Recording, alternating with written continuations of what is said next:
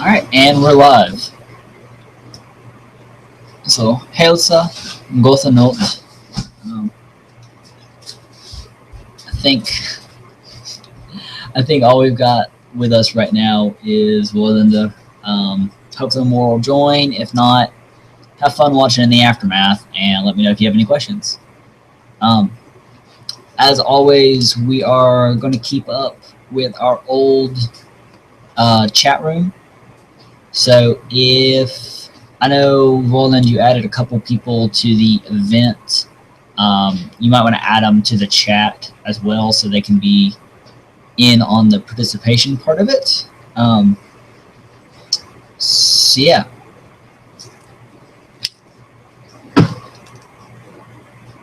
No more dogs. The number of the day is Fim.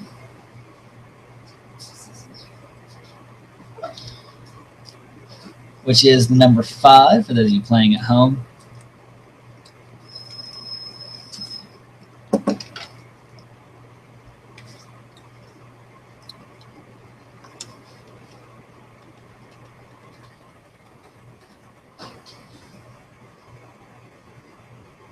And yeah, Seth, I can't blame you for skipping out on this one if you are mentally exhausted, or if you're physically exhausted. Mental exhaustion is not a good thing to add on to it. So tonight we're going to go over some of the common words and phrases, not just what you might say around encampment, but some other things that could just be good. I've got 4 different categories of things to cover. We're going to go over clothing from head to toe, food, comforts, so like furniture around the tent and that kind of thing, and some basic animals, things we would be talking about in this kind of enactment.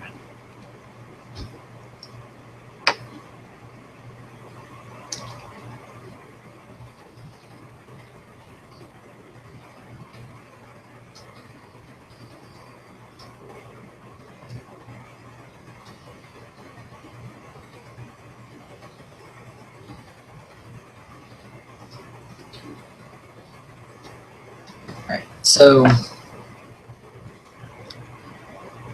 we will just jump right on in here.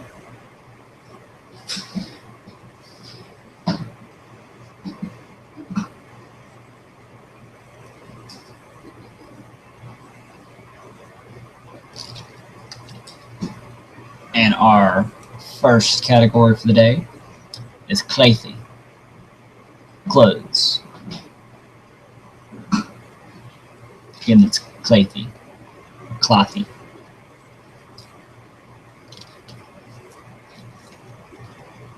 So I think I can say that the majority of the people watching this know the basic kit.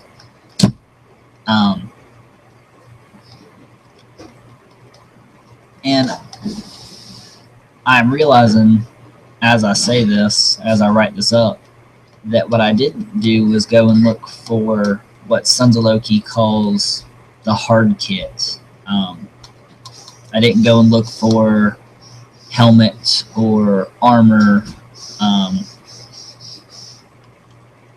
and my dictionary was acting up again this week, so I will look those up post-show and post them up into the group.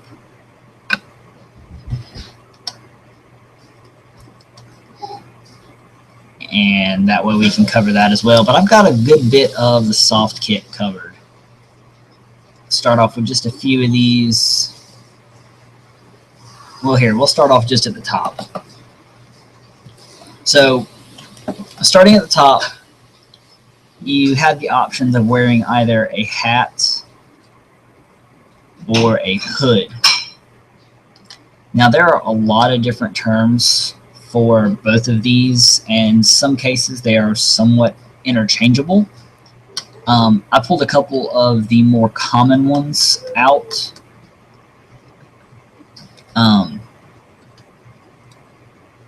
And these are more or less unisex. There are some that are just used for particularly women's head covering, since every or the majority of married women would have a head covering or have their hair pulled back in some way. So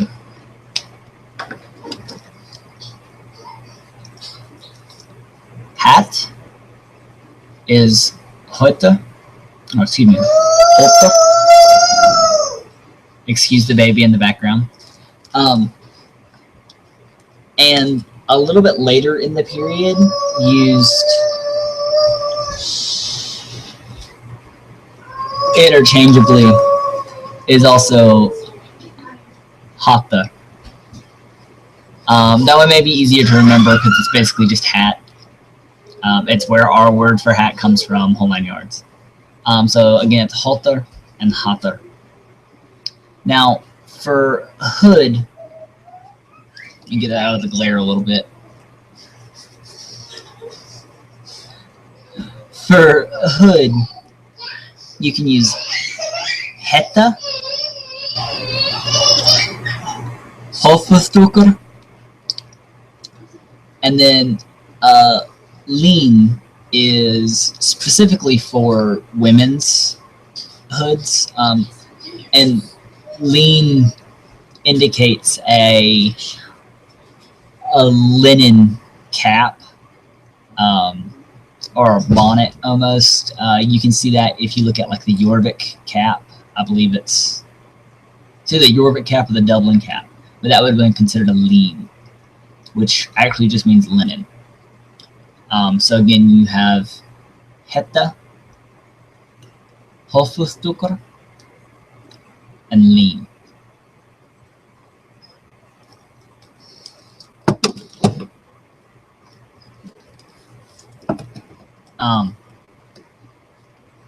Like I said, there's a lot of different words for hat or cap or hood, and hat and hood are used somewhat interchangeably, though it should be noted that at least in the sagas, of course we won't know for sure if this is how it was in spoken, but a lot of times some of the words for hood had the connotation of someone who was hiding one's identity or was up to no good.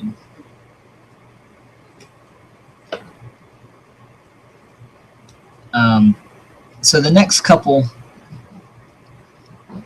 that I'm going to talk about, you will probably recognize mostly as compound words. So you've seen them in something else, and you may or may not have realized what you were seeing. So the first one is shirt, and it's zerker, or serker, depending on where you are in your pronunciation. So you may recognize this obviously from the most famous Berserk, or Berserker, which literally means bear shirt. There isn't really a delineation between the under tunic and the over tunic as we know it today. You may have a linserke, a linen shirt, as your under tunic, and a I believe it's just volsuker for your wool tunic, or you can even have an utsirk, an outshirt, and an insirk. So, but there's not really a difference in the word. Both of them are covered by serker. Pants, funny enough, you may recognize as they're broker. And if you don't immediately recognize that, all I have to say is Ragnar Lothbrok. Literally, what is presented as Ragnar's last name in the Viking series is a kenning for him. Lothbrok means hairy breeches. And he was called that because supposedly he wore hairy breeches. And the sagas claim that it kept snakes from biting his ankles and his legs. So again, shirt, Serker, pants, broker.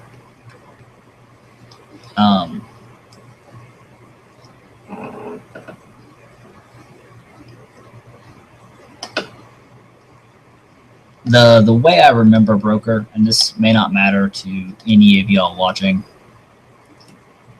is they're related to breeches. So a lot of times, especially in earlier manuscripts, when you read about Ragnar, you read about Ragnar hairy breeches, and first off, it makes me crack up a little bit every time. Because I think it's a great and terrible name. You know, oh, the terrible hairy pants dude.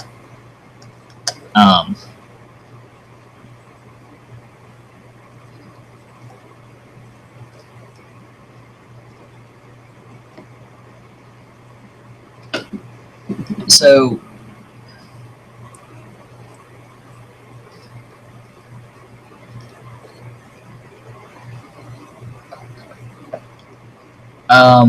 the next one may cause a little bit of confusion because we've called things we've called this particular item by a certain name that we shouldn't be. So leg wraps, those wonderful things that keep your lower legs out of the brambles and out of the snow, they are properly called vindigia, which means winding or winded, or vafspjord,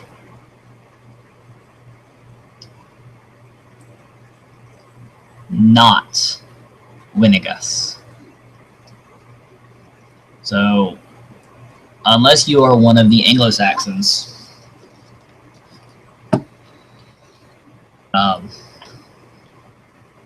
stop calling them winigas. It's something that I'm going to have to stop myself. But yeah, so again, leg wraps. Vindigia, or vafspjord.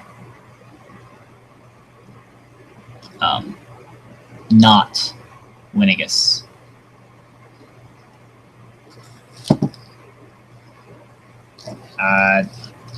Actually, when I was making up my list for tonight, I wrote down winigas there and just decided that I would go double check it, assuming that we were right. But I wanted to make sure our spelling was right and that kind of thing. And lo and behold, spelling was right, but the word was wrong.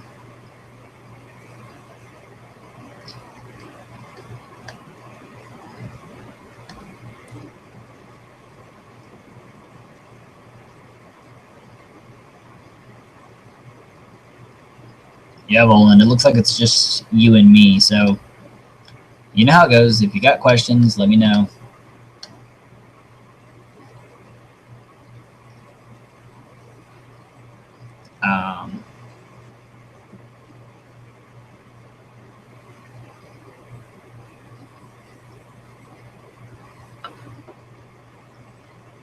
I'm going to try and not power through this one too fast, but I don't have a huge list.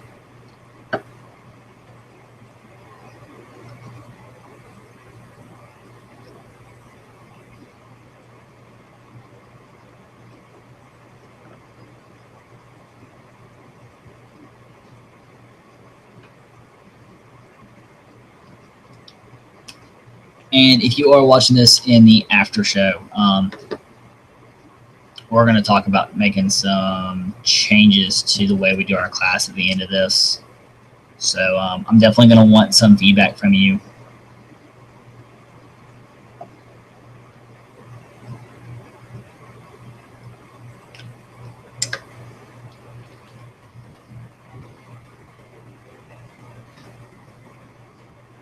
All right, so to round out our section on clothing, let me get actually in the camera. So socks. It's a common misconception that Vikings didn't have socks. And in fact, there would have been knotted binding done within the Viking Age, and socks in northern climates are necessitated. So the word, and this is the singular form, sulker. The plural form is just the same word, ar, so kar. So socks and shoes are skjor, excuse me, skor.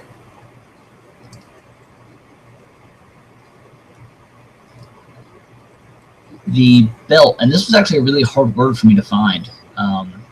Belt is Giorth. Let me see. Let me make that look a little bit better for you.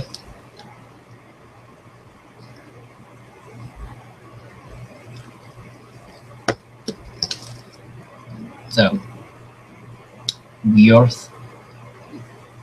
Um, because often when this is translated, people don't translate it as belt; they translate it as girdle.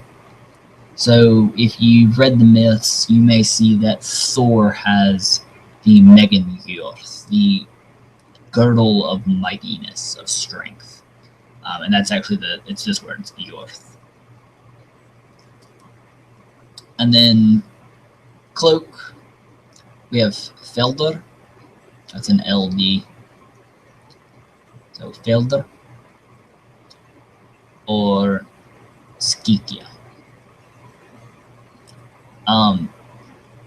There's not a whole lot of difference between these two as far as Felder or Skikia, at least not that I could find. I did see some implications that a Felder may be a hooded cloak, while a Skikia was not, but that wasn't really hard and fast. So yeah.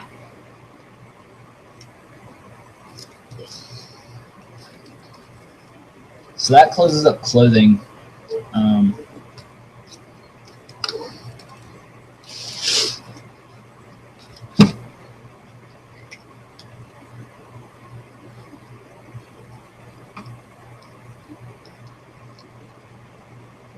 So our next category is food and cooking.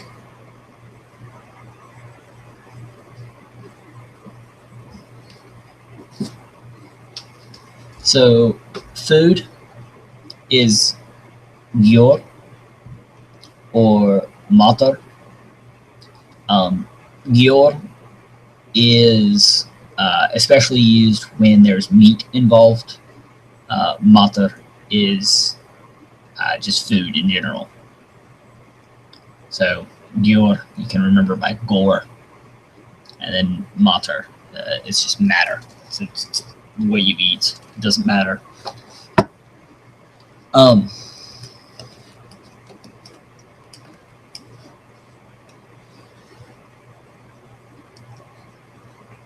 So in order to cook anything in the Viking Age, we would need to have a fire. Now, there's a lot of words for fire. And there's a lot of words used interchangeably with fire. But the two ones that you see really often are Elda and Logi. Elder is probably the best one for a cooking fire, a controlled fire, a hearth fire. Logi is more wildfire, or some like a fire that is slightly out of control. Maybe a brush fire or something like that. Logi has that implication of destructiveness, while Elder is a little bit more contained. And I should point out that this word, Logi,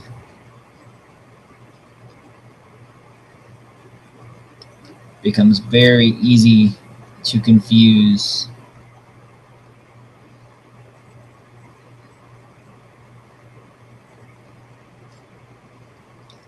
especially in the runes.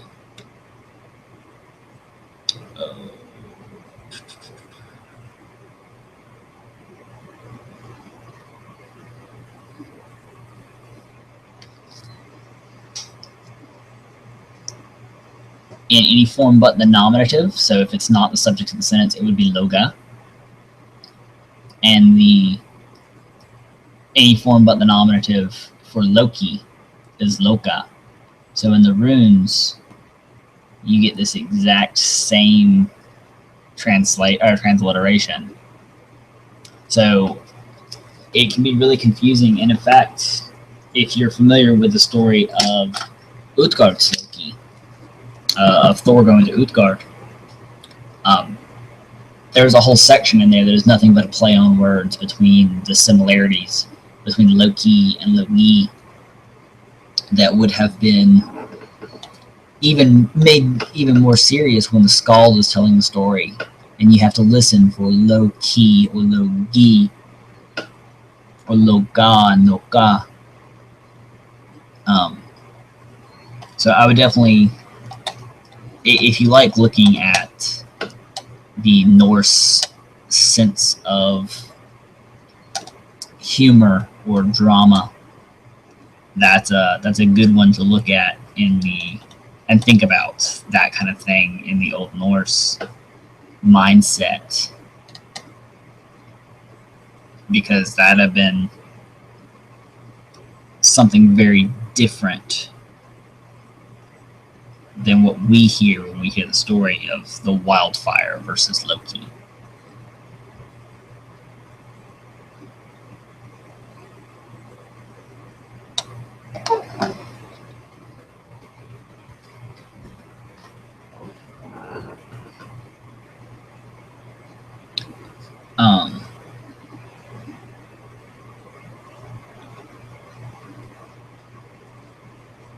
So along with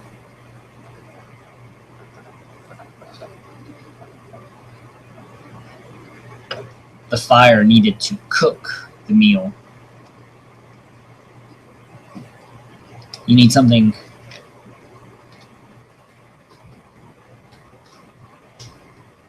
in which to cook the meal. And typically, it would be a potor.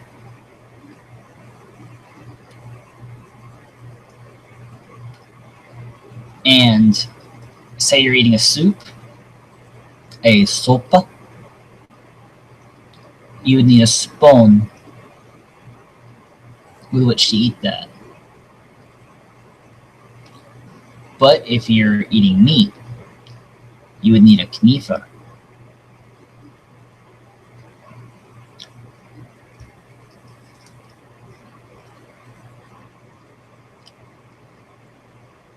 Now, eating with your spoon, you may be eating out of a bowl. But eating with your knifer, you may be eating out of a disker. That's a really ugly S. 1 second. Make that legible for anybody keeping notes later.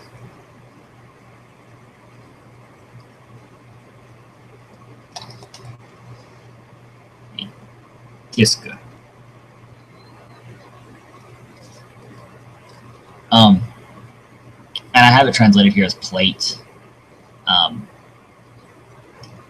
Trencher would be better for disker, because there wouldn't have been flat plates, as I'm sure you're all well aware.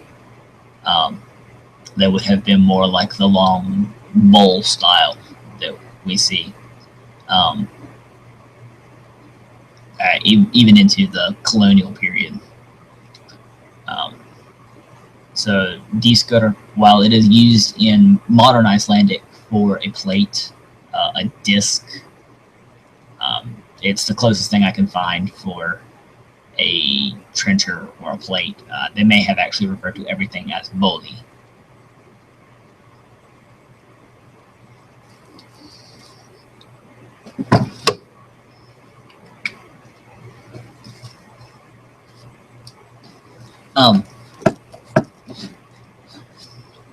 So now you know how you're cooking and what you're eating in, but when are your meals? Well, in Old Norse society, they ate twice a day formal meals. Now, I'm sure that, like the rest of all of the world, and like we still do today, they would have been snacking and that kind of thing, on and on. But you would have had two formal meals, no lunch. You'd have one at mid morning, so you might wake up and have a little bit of butter and milk, or maybe even skyr, which is a old school type of yogurt.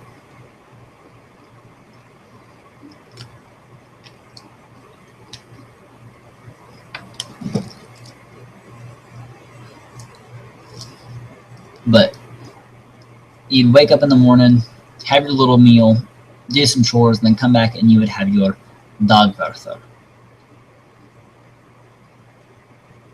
And then you'd go out and do your job, maybe have something light in the middle of the day, have a few beers. And then you would come back home and you would have your nattvörður.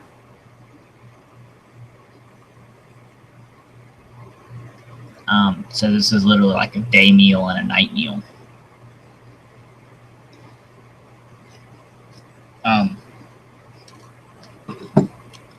So the Germanic practice of eating, even today in Germany, still follows along the same principles. So in the morning, you would probably have some oatmeal, or maybe a little bit of bread from the night before. It probably would have been stale. Something that was quick and high in carbs to eat going into the day.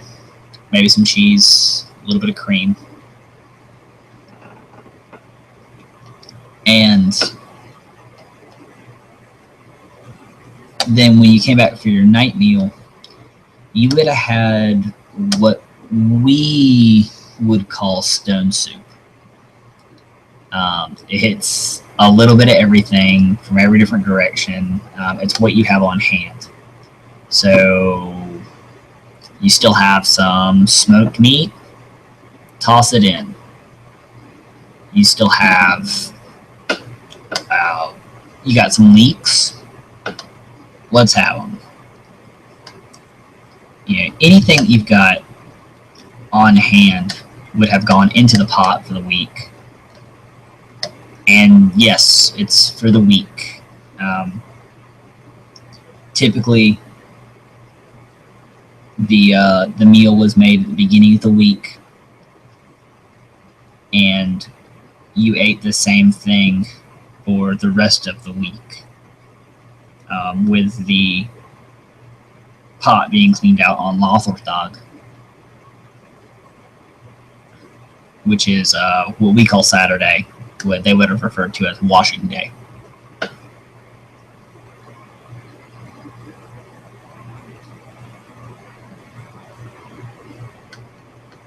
right. So a few more, a few more items of food. Many of these I just mentioned. So cheese is kasir. Bread, brauð. Mead, mjólk, or excuse me, mjólk. That one's a little bit difficult. You can go with mjólk. Most people will know that one, but it should be more like mjólk. Barley is bar. Leek, which is a very important staple food, would have been lauker.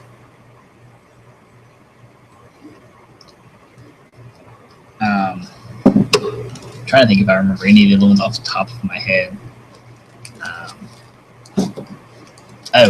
Beer. Nowadays we use the word beer and ale interchangeably, which is not the case until, honestly, the mid-1900s. So The difference would be that ale is heavier. It tends to have a lot more malt. It tends to be darker. It's similar to what we would think of as our lagers.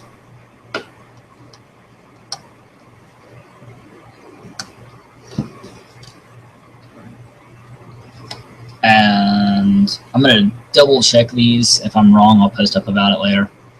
But ale would have been alor, either one.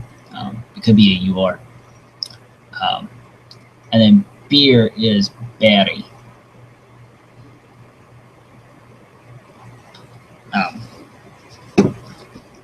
And again, same thing with how it was in the American colonial period, that beer and mead, it's what you're drinking throughout the day. You're not drinking water. Water's not safe. Water is for cleaning.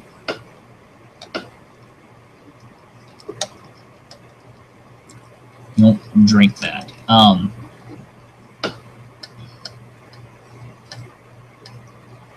So that ends up food.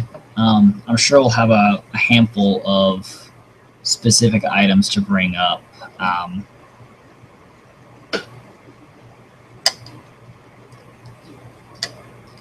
But as you do, just throw them at me. Like I said, if I can't get to them today, then I will try and get to them, try and get back to them in the group or post them up in the chat later. So moving on from food, we're going to move into what I've titled comfort. I've got fish covered under animals because unlike us, they don't have us. Well, here, I'll go ahead and go into animals instead of doing comforts. We'll do comforts last. So, unlike us, they don't, in the Old Norse language, have a distinction between the animal as it walks and the animal as it is on your plate, in your trencher. That distinction came across in English after the Norman invasion.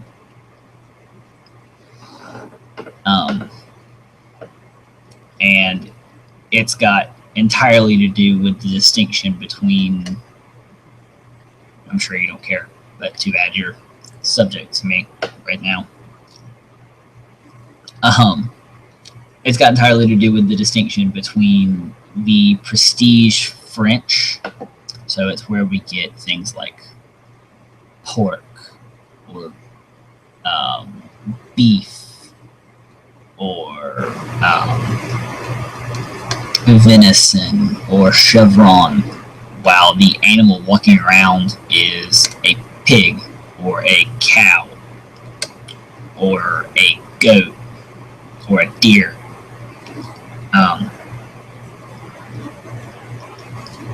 That was not the case in Old Norse society. So I'll put a couple of these,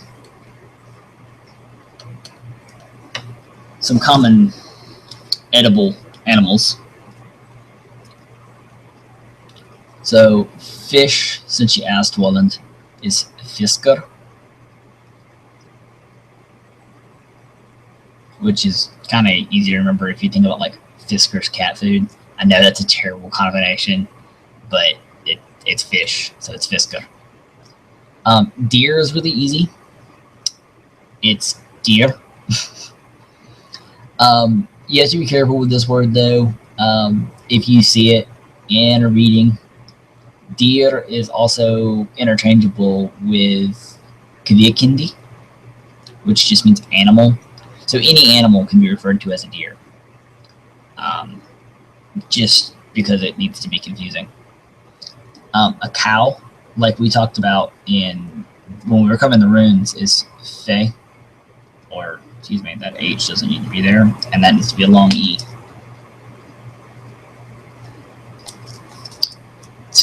Fe. And then pig is svin, like swine.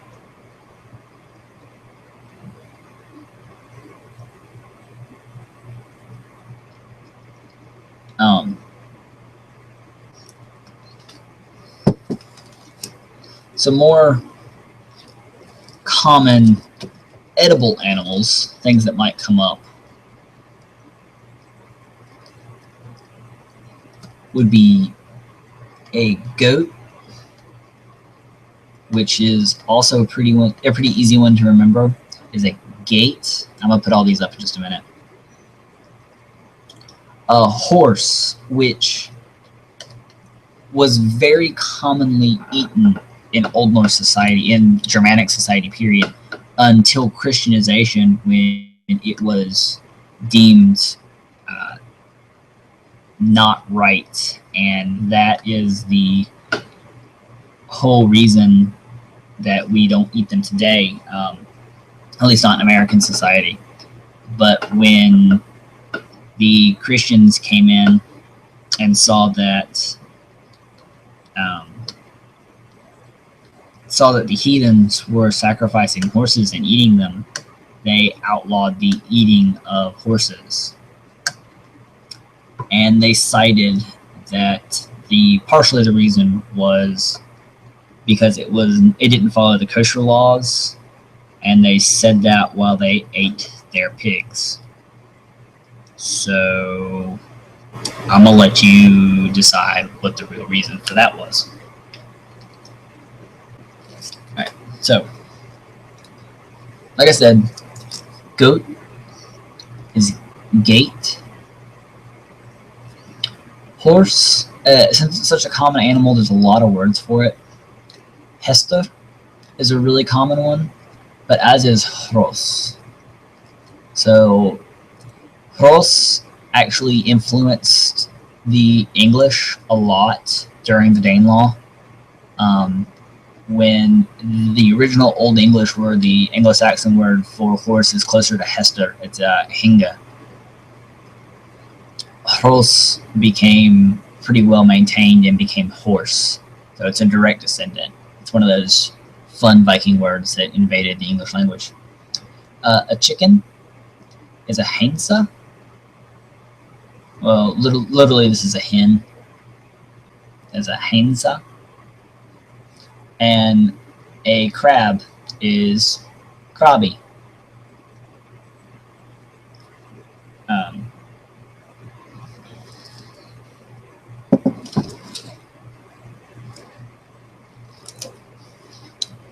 That's the majority of the animals, as far as the ones that I have on my list as being edible. Now,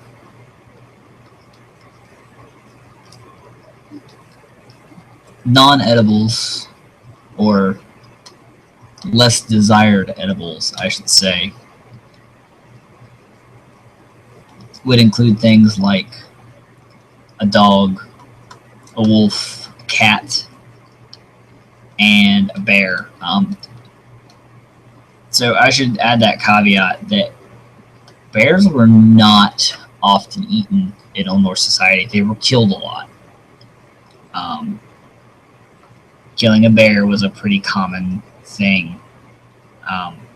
You'd kill it for its skin, you'd kill it for the sport, but you didn't often kill it to eat it. If you've ever had bear, it's supposedly very gamey and very greasy and very stinky. So, but it's a horrible, horrible creature that you love to kill. So for dog, hundar, just like the Old English, or like the modern English hound. The fun side note, the word dog doesn't actually mean the same thing as hundar or hound. Dog is actually a Old English by name meaning strong. So yeah, if you go, yo, what's up, dog? It's what's up, strong guy. Wolf is ulfar. or ulver. Cat is kotter. Now, kotter can also refer to an ermine or a sable or any weasel-like creature. So there's a lot of discrepancy in, particularly like the saga of Eric the Greenlander, when they talk about the Spey woman, the wise woman, the fortune teller, coming in. She had uh, Coltskaver gloves. She had catskin gloves, or she had ermine-lined gloves. Um, so you'll see most people agree that it's a cat skin now, due to the association with Freya and the cats that draw her card. But that's another one of those ones that can mean a lot of different things. And then of course there's the bear, the Bjorn. So I would be remiss not to bring up, since I know there's interest in it,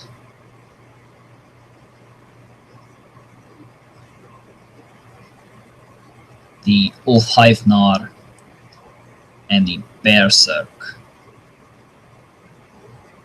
or the Berserker. And since I'll do them both in singular form.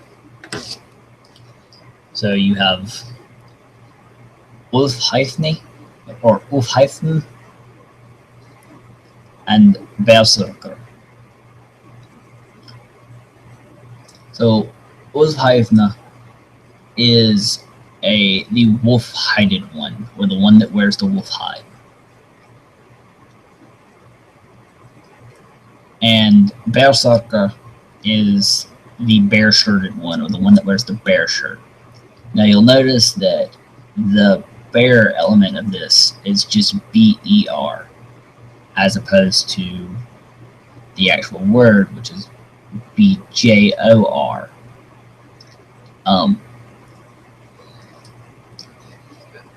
Bears and wolves, to some extent, are subject to what is called taboo, to an extreme extent, especially in Indo-European society, but especially within the Germanic people. So what that means is that bear itself comes from a word that does not even mean any kind of animal. Going back far enough, it means something like the brown one or the shining one, depending on which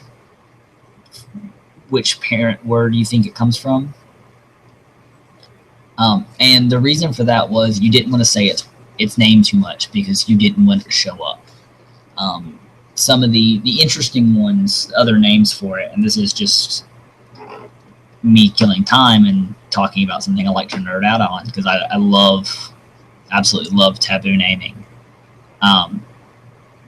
is in the Slavic languages, bears are called medvev, which means honey eater.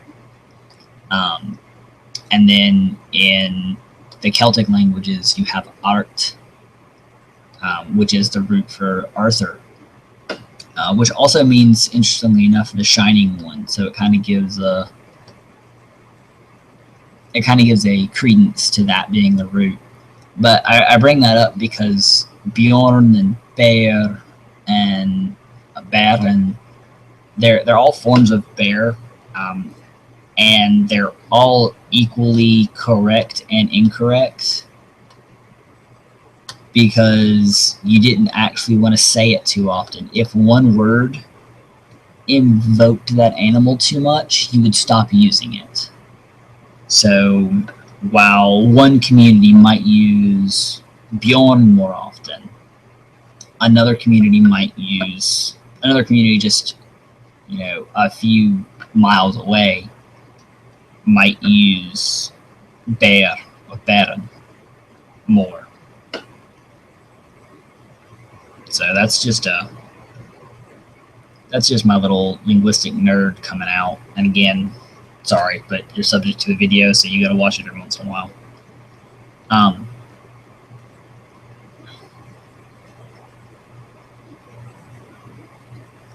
So the last subject that I've got are comforts.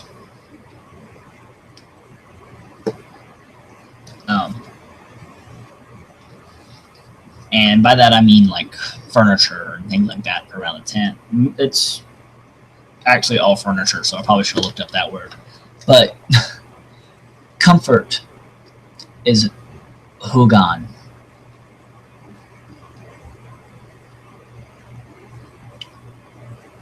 And one of the most common pieces you see around is stool with a chair. There's no specific word for chair or throne. So they all fall under the word of stol.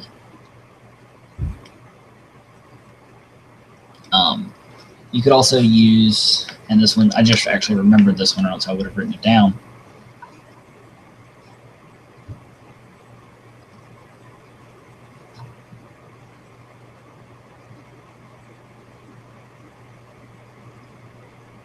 Well, I'll have to look up the spelling on it. But there's another word that you can use that means seat. It's skjald. Like Odin's throne is Hildskjeld. Yeah, skjeld. But most people would actually have been sitting on benches, the bekker. So say you're at a feast or you're at a thing, the tables, the tafel, would be set up with the bekker all around it. And if you had a lot of people, a lot of the lower class, the Karls, would actually just sleep on the bekker, on the benches, or on the floor. But typically more on the bekker because there were, mice and louse and all sorts of things on the floors.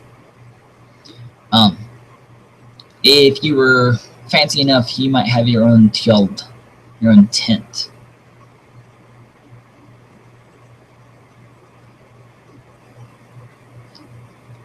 But just about everyone had their own kista, chest. Let me make that legible. My S's have been really off today.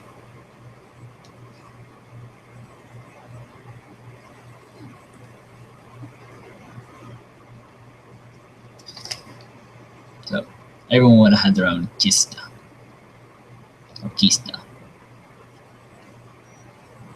And then if you were in your own hall, you may or may not have your own beither, which means bed. So I know I've talked to Voland about this. A lot of the people, you think of a bed and you think of what we have now. If you really want to picture what the Old Norse were sleeping in, more often than not, they were sleeping in something that looked more like a restaurant booth. Especially like that corner booth, it's got little walls on it. That's closer to what they were sleeping on. It may be long enough for you to put your feet up, but you were mostly sitting up. So that's what I've got for common words around. Wow, that actually took up more time than I anticipated. So that's awesome, because I was really afraid this was going to be a short episode. And it leaves me with just enough time to do some house cleaning stuff. Voland, if you've got more questions, throw them at me while I'm here. So we are, as some of you may have noticed, kind of running low on topics, unless we really want to start getting into the nuts and bolts of how Old Norse works. And if that's what you want to do, I am more than happy to help you out with that, and to start doing that a little bit more often.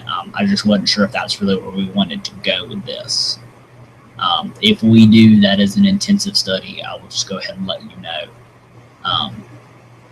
Barring that, I was thinking that we could possibly take this back to being a chat room class. Maybe even set something. We'll set up a new conversation or something along those lines, and go back to doing a chat room class, covering some basic stuff, and maybe once a week, once every couple weeks, as we need it, I could come on here and do a pronunciation video of a handful of the stuff, and I can brush up on my pronunciation a little bit more. But I thought that might make it a little bit easier. If we do end up going back to the video style lessons, like what we're doing right now, I would really like to be able to get one or two of y'all that could come on and talk back with me. It's really hard doing this, talking to a computer and trying to read some of the conversations going back and forth, especially when we get some of the busier days. So yeah, let me know what y'all think of that. Obviously, I will have my phone on me. I'll be up for a while longer. I don't know if I can promise that I'll be on directly online, but I will have my messenger up on there. So that being said, talk about it, figure out what we're going to work on for next week, whether or not we want to move back into a messenger style class, or whether or not y'all want to keep me doing these videos. If I'm gonna, like I said, if I'm gonna keep doing these videos, we're gonna get a lot more intensive, or they're gonna get a lot shorter. Just because I'm running out of steam, I'll be honest with you guys. So yeah, let me know. Y'all know where to find us on the group.